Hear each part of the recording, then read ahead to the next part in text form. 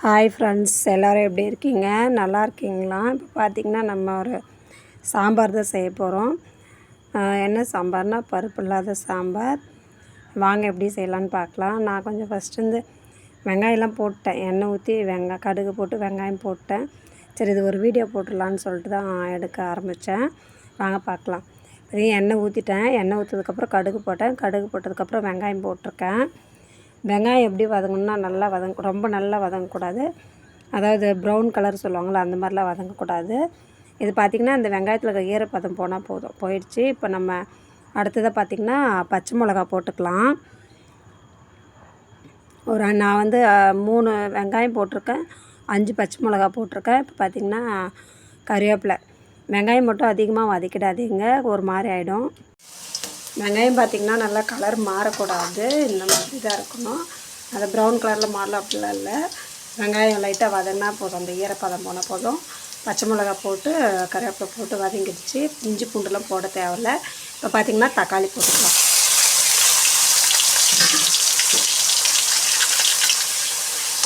தக்காளி போட்டு தக்காளி நல்லா வதங்கிட்டோம். தக்காளி நல்லா வதங்கிடுச்சு. இப்போ நம்ம மஞ்சள் போட்டுக்கலாம்.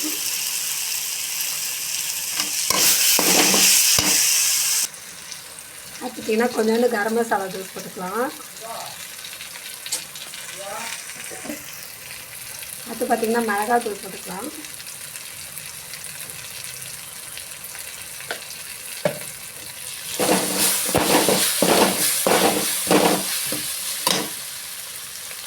கொஞ்சம் கொத்தமல்லி தழை போட்டு ஆகலாம்.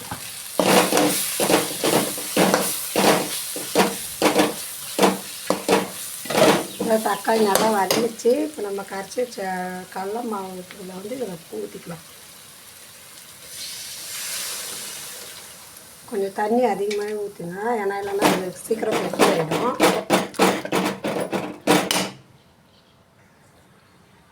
தண்ணி ஊற்றிட்டாங்க, இதே சரியாக போயிடும். பாருங்கள், கொஞ்சம் தண்ணியாக இருந்தால் தான் அது குழம்பு கொதிக்க கொஞ்சம் நல்லா கெட்டியாகும். குழம்பு அவ்வளோதான். கலர் பாருங்கள், நல்லா இந்த மாதிரி இருக்கணும். ரெட்டு க்ரீனு இந்த மாதிரி இருக்கணும். அப்போ தான் குழம்பு நல்லா வந்திருக்குன்னு அர்த்தம். இது ஒரு கொதி வந்ததும் அப்புறம் இறக்கிடலாம். குழம்பு பார்த்திங்கன்னா ரெடி ஆகிடுச்சு. பாருங்கள், நல்லா கொதிச்சிட்ருக்கு.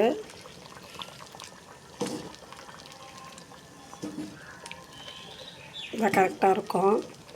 நான் இறக்கிடலாம். கொத்தமல்லி தழைலாம் போட்டேன் நான். இப்போ இறக்கிடலாம் குழம்பு.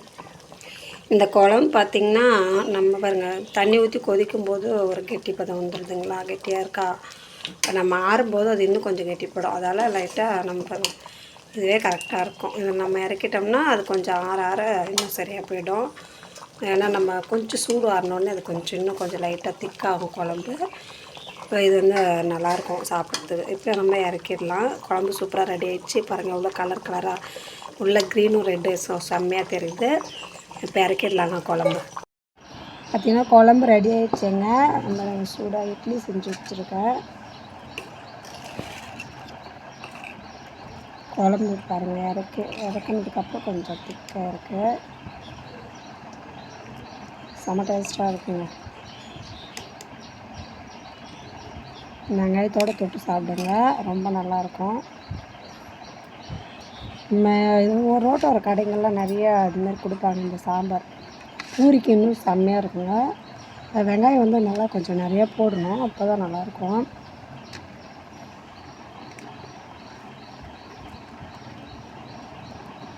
நல்லா குழம்புல நல்லா முக்கி சாப்பிடுங்க, அப்போ தான் ரொம்ப நல்லாயிருக்கும். சூடாக இருக்கும்.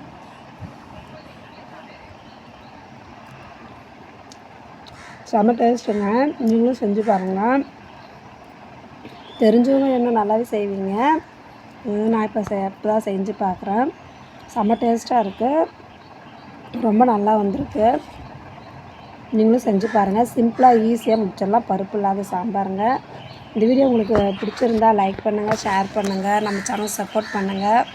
ஏதாவது டவுட்னால் கமெண்ட் பண்ணுங்கள். அடுத்த விளாக்கில் பார்க்கலாம் ஃப்ரெண்ட்ஸ்.